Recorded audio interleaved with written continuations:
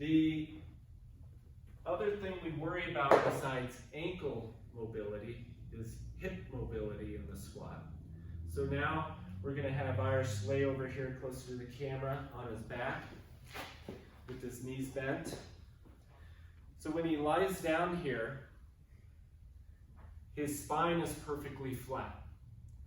We don't have to be worried about him arching or rounding his back or anything because it's on the floor, it's flat. He's now going to grab both his knees and he's going to pull in.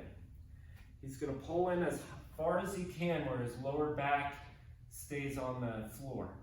Here we can quickly see, as we pull his toes up, we can actually get a visual of the ankle mobility, which we know is not quite as good over here. We are in a squat pattern, but laying down. If he could get into this position with an overhead squat with good ankle mobility, we could see he'd have a perfect squat pattern. There is no limitation at the hips. Let's imagine that this hip was more like up in this range of motion. Then we need to start working on our hip mobility. What we have here would be a limitation in the hip going into this direction. And so for a correction to help with that, let's have you come up into a kind of Spider-Man position. Yes. So we get this hip out like that, and now we're starting to work that hip up into the flexion, which is the piece we were missing. He's going to take and try and drop this leg back more, and that's going to sink him down deeper into that. At the same time, we're trying to drive this knee out to open up the hip, and we could also again use the band assist where we run a band through our hip back to the rig just like we did in our ankle mobility.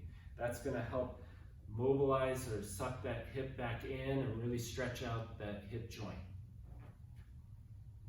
So we've covered hip mobility here. Again, Irish wouldn't really need to work on that. We saw that from his squat pattern. We can fix that. It's not a limitation.